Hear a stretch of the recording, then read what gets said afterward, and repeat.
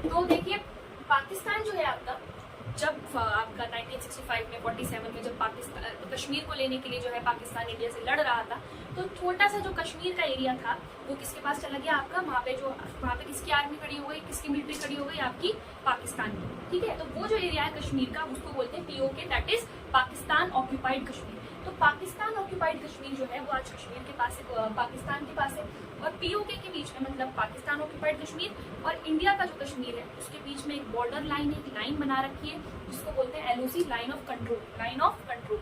और एक है LOAC जो है वो है line of actual control, China और इंडिया के बीच में जो है लाइन। ठीक है, तो ये आपको याद रखना है कि कश्मीर का जो मुद्दा है ये सब आपको बताना है। पीओके क्या है कि वो एरिया जो कश्मीर का एरिया इंडिया से पाकिस्तान ने छीन लिया था, ठीक है, वो है आपका पीओके और LOC के बीच में। उसके बाद टेररिज्म, देखिए टेररिज्म का मुद्दा भारत और पाकिस्तान के बीच में आज तक बना हुआ है। पाकिस्तान किसी भी तरह का टेररिज्म के खिलाफ कुछ काम नहीं करता, कोई कदम, मेजर कदम जो है टेररिस्ट के खिलाफ नहीं उठाता। मेजर उसामा बिन लादेन तक जो है कहाँ पे छुपा हुआ था, पाकिस्तान में छुपा हुआ था। तो कोई भी बड़ा कदम जो है पाकिस्तान की गवर्नमेंट टेररिज्म के खिलाफ नहीं लेती है। ठीक है, ये इंडिया और पाकिस्तान के बीच में एक बहुत बड़ा मुद्दा है। इसके बाद है सियाचिन का ग्लेशियर। सियाचिन का जो ग्लेशियर है उसके ऑक्यूपेशन, उसके राइट्स के लिए भी हम देखते हैं इंडिया और पाकिस्तान के बीच में लड़ाई झगड़ा रहता है। उसके बाद है वेपन्स। दोनों ही देश एक दूसरे को सस्पिशियसली देखते हैं, शक की निगाह से देखते हैं कि पाकिस्तान कब इंडिया पर जो है वॉर करना शुरू कर दे, इंडिया कब शुरू कर दे। तो दोनों ही देश बहुत सस्पिशियसली देखते हैं, इसी वजह से दोनों ही देश आपस में जो है वेपन्स बनाते रहते हैं। ठीक है, दोनों के बीच में एक होड़ लगी रहती है, एक कंपटीशन लगा रहता है कि किसके पास ज्यादा एटॉमिक बॉम्ब्स हैं। ठीक है, इंडस रिवर हम देखते हैं कि एक मेजर मुद्दा है, सिंधु नदी। ठीक है, कि सिंधु नदी का पानी कभी भी भारत रोक सकता है, पर इसके बीच में ट्रीटी हो गई है पाकिस्तान और इंडिया के बीच में 1960 में ट्रीटी हुई थी। वर्ल्ड बैंक जो था इसमें मीडिएटर था, तो वर्ल्ड बैंक के मीडिएटरशिप में हम देखते हैं इंडिया और पाकिस्तान के बीच में इंडस रिवर ट्रीटी हो गई। ठीक है, तो और पाकिस्तान जो है कई बार हम देखते हैं जो खालिस्तानी मूवमेंट्स इंडिया में चलते हैं खालिस्तान बनाने के लिए, उसको जो है एड करता है, मतलब उसकी मदद करता है पाकिस्तान खालिस्तान में की वेपन्स देके। ठीक है, कई तरह से पैसे से जो है, कई बार पैसे से तो क्या ही करेगा, तो पाकिस्तान जो है वो मदद करता है किसकी, खालिस्तान की। उसके बाद हम देखते हैं कि पॉजिटिव एस्पेक्ट्स भी इनके बीच में कुछ रहे हैं। सबसे पहला इंडस ट्रीटी इनके बीच में हुई थी कब, 1960 में हुई। ठीक है, उसके बाद बस रूट्स, कई बार पंजाब का जो रास्ता है वो भी बहुत आसानी से आप उधर जा सकते हो, तो वहाँ पर कई बस रूट जो हैं खोले गए हैं। ठीक है, ट्रेड जो है दोनों के बीच में कॉटन का, अनियन का, सैफ्रॉन का, इनका जो ट्रेड है वो बहुत बड़ा है। ठीक है, वीजा इजीली मिल जाती है, पर आपको रियलिटी बेहतर पता है। ठीक है, बुक में लिखा हुआ था तो ये पॉइंट लिखना पड़ा। ठीक है, वीजा जो है आसानी से मिल जाती है, इंडिया को पाकिस्तान जाने की, पाकिस्तानी को इंडिया जाने की। लीडर्स जो है आपस में सबमिट करते रहते हैं। ठीक है भाई, मतलब आपस में बातें करते रहते हैं अपने संबंधों को, अपने रिलेशंस को सुधारने के लिए। और कल्चरल एक्सचेंज भी दोनों देशों के बीच में देखा जाता है। ठीक है, दोनों देशों के सॉन्ग्स, एक्टर्स जो हैं वो दोनों देशों के आपस में काम करते हुए दिखते हैं, दोनों देशों के एक्टर साथ में। तो ये हमारे अच्छे रिलेशंस का जो है कुछ सबूत है। तो ये कुछ बुरे हैं और ये कुछ अच्छे हैं, आपको पता होना चाहिए। उसके बाद हम बात करते हैं इंडिया और बांग्लादेश के लिए। सबसे पहले तो देखिए इंडिया और बांग्लादेश का आपको अच्छा वाला रिलेशन बताना है कब, जब इंडिया ने आपकी ईस्टर्न पाकिस्तान की मदद की थी, क्योंकि Bangladesh was known as eastern Pakistan. ठीक है, तो ईस्टर्न पाकिस्तान को इंडिपेंडेंस दिलाने में वेस्टर्न पाकिस्तान से इंडिया ने ही मदद करी थी। इंडिया की आर्मी पाकिस्तान के साथ 1971 में लड़ी थी। तो ये देखिए सबसे पहला जो इंडिया और पाकिस्तान के बीच में मुद्दा है वो है माइग्रेशन को लेकर। देखिए माइग्रेशन, क्योंकि वेस्टर्न पाकिस्तान के जो लोग हैं वो ईस्टर्न पाकिस्तान के लोगों को परेशान करते थे, तो बहुत सारे बांग्लादेशी जो हैं वो कहाँ पर आ गए थे, इंडिया में आ गए थे। रिसोर्सेज देखिए, हमारे रिसोर्सेज खत्म हो गए ना, इंडिया की पॉपुलेशन वैसे ही बहुत ज्यादा है। ठीक है, तो माइग्रेशन प्रॉब्लम देखने को मिलती है। तो इसलिए गंगा और ब्रह्मपुत्र रिवर का जो वाटर कॉन्ट्रीब्यूशन है उसको लेकर जो है दोनों देशों के बीच में थोड़ा मसला देखने को मिलता है। उसके बाद नेचुरल गैस का मामला देखने को मिलता है कि नेचुरल गैस जो है बांग्लादेश जो है इंडिया को ज्यादा एक्सपोर्ट नहीं करता है, और अगर म्यांमार से भी लेने की कोशिश करे इंडिया तो उसको ज्यादा रूट अवेलेबल नहीं करा पाता, बांग्लादेश जो है मना कर देता है। ठीक है, एंटी मुस्लिम, कई बार हमने देखा है कि एंटी मुस्लिम जो है उनको बहुत ज्यादा जो है सपोर्ट करता है। ठीक है, मतलब इंडिया के अंदर जो है टेररिज्म को एक तरीके से बांग्लादेश भी सपोर्ट करता हुआ देखा गया। ठीक है, बॉर्डर डिस्प्यूट जो है दोनों देशों के बीच में देखने को मिलते हैं। ठीक है, उसके बाद चित्तौड़गढ़ हिल ट्रैक पे जो रेबल हुआ था, ठीक है, ये वाला आपको पढ़ना नहीं, चित्तौड़गढ़ हिल ट्रैक पे जो रेबल हुआ था, ठीक है, आपका शांति बेसिनी करके वो माना जाता है कि इंडिया ने उसको सपोर्ट किया था। तो आपको बस ये दिखता है कि इंडिया ने सपोर्ट करा था इस रेबल को, जो कि बांग्लादेश के एक तरीके से खिलाफ था। तो इंडिया ने इसको क्या करा था, सपोर्ट करा था। कोऑपरेशन के मामले देखें तो पॉजिटिव रिलेशंस भी दोनों देशों के बीच में देखने को मिलते हैं। इकोनॉमिक रिलेशंस है दोनों के बीच में, ट्रेड जो है देखा जाता है बहुत अच्छा, ठीक है। नेचुरल गैस का हम देखते हैं कि ट्रेड जो है बांग्लादेश से होता है। उसके बाद डिजास्टर मैनेजमेंट के मामले में दोनों देश एक साथ आते हैं। इन्वायरमेंटल इश्यूज पे हम देखते हैं कि दोनों देश एक साथ बात करते हैं, ठीक है। और इंडिया ने 1990 में लुक ईस्ट पॉलिसी जब लाई थी, उससे हम देखते हैं कि दोनों देशों के बीच लुक ईस्ट पॉलिसी की वजह से भी कई रिलेशन जो है सही होते हुए दिखते हैं। ये आपको पूरा आंसर जो है वहाँ से शुरू करना है 1971 से, ठीक है। इंडिया ने किस तरह से वॉर लड़ा पाकिस्तान के साथ और जीता, ठीक है। ईस्टर्न बांग्लादेश को फॉर्म करवाया इंडिया ने, ठीक है। तो ये आपको बताना है। उसके बाद है इंडिया और श्रीलंका। तो इंडिया और श्रीलंका का भी हमने पहले पढ़ा था, जो एथनिक कॉन्फ्लिक्ट देखने को मिलता है कि इंडिया के जो तमिल्स थे, तमिल हिंदू जो थे, वो कहाँ जाके बस गए थे, श्रीलंका में जाके बस गए थे। श्रीलंका के जो सिविलीज थे उन्होंने तमिलों के साथ बहुत बुरा व्यवहार करा, उनके बहुत डिस्क्रिमिनेट करा, उनका बहुत एक्सप्लॉयटेशन किया। उसके बाद इंडिया की आर्मी वहाँ गई, पर इंडिया की आर्मी का आना, दोनों ने, सिविलीज ने तमिल्स ने, दोनों ने अच्छा नहीं समझा। फिर इंडिया की आर्मी वापस आ गई। उसी के बाद से हम देखते हैं कि इंडिया और श्रीलंका ने ये, मतलब इंडिया ने ये वादा कर रखा है मुझसे कि भाई हम श्रीलंका के किसी भी इंटरनल अफेयर में दखल अंदाजी नहीं देंगे, चाहे तो कितने ही संकट में आ जाए। क्योंकि जब पहले गए थे तभी इन्होंने हमें पसंद नहीं किया था, हम सुलझाने ही तो गए थे ना, ठीक है।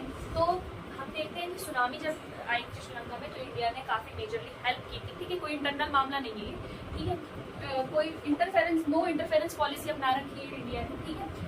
और वो कॉन्फ्लिक्ट वाला समझाना है, बस इतनी। उसके बाद है मालदीव। तो देखिए मालदीव का भी आपको हमने पढ़ाया था पहले।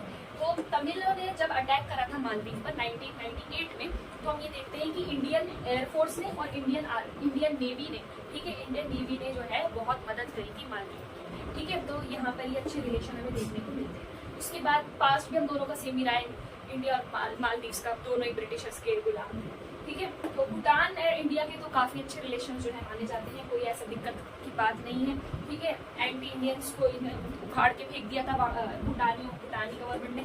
मोनार्क है, यहाँ पे आपको पता होना चाहिए, ठीक है। यहाँ पे राजा सिस्टम है, रिपब्लिक नहीं है, ठीक है। रिपब्लिक कंट्री कौन सी होती है, जहाँ पे head of the state is elected by आपका लोगों के द्वारा इलेक्ट होता है, तो आपको याद रखना है, ठीक है। तो यहाँ पर हाइड्रो इलेक्ट्रिक पावर के में भी हम देखते हैं कि इंडिया ने जो है भूटान की मदद की है। नेपाल। तो देखिए इंडिया और नेपाल की रिलेशन कुछ इस तरह है कि इंडिया और नेपाल में आपस में लोगों को ट्रैवल करने के लिए किसी भी तरह का वीजा और पासपोर्ट की जरूरत नहीं है। एक टाइम तो ऐसा था जब नेपाल ने इंडिया को ये ऑफर दिया था कि नेपाल जो है वो इंडियन टेरिटरी बन सकती है, ठीक है। एक तो इससे इंडिया की डाइवर्सिटी बढ़ती, इंडिया का एरिया बढ़ता, इंडिया के रिसोर्सेज बढ़ते। पर जवाहरलाल नेहरू ने इसके लिए क्या कर दिया था, मना कर दिया था। उन्होंने कहा था कि आप एक ऑटोनॉमस स्टेट ही बने रहिए, वो ज्यादा अच्छा रहेगा, ठीक है। इसके बारे में पढ़ेंगे जब हम नेपाल पर पर्टिकुलर एक वीडियो करेंगे, ठीक है। तो नेपाल और इंडिया के रिलेशन जो है पॉजिटिवली तो यही है। कॉन्फ्लिक्ट की अगर बात करें तो देखिए नेपाल का जो रिलेशन चाइना के साथ बढ़ता चला जा रहा है, जिनके रिलेशंस में जो करीबी आ रही है चाइना और नेपाल की, ये इंडिया के लिए खतरा है, ठीक है। No action against anti Indian, जो एंटी इंडियन एक्टिविटीज जो एलिमेंट्स चलते हैं नेपाल में, नेपाली गवर्नमेंट उसके खिलाफ जो है किसी भी तरह का एक्शन नहीं उठाती, ठीक है। कई बार नेपाल ये इल्जाम लगाता है इंडिया पर कि देखिए नेपाल जो है एक लैंडलॉक कंट्री है, ठीक है, पानी का कोई एक्सेस नहीं है। तो कई बार जो है नेपाल जो है ये इल्जाम लगाता है कि इंडिया जो है हमें समुद्र तक एक्सेस लेने में क्या करता है, मतलब एक तरीके से हमें रोकता है, बीच में एक दखल अंदाजी करता है, ठीक है।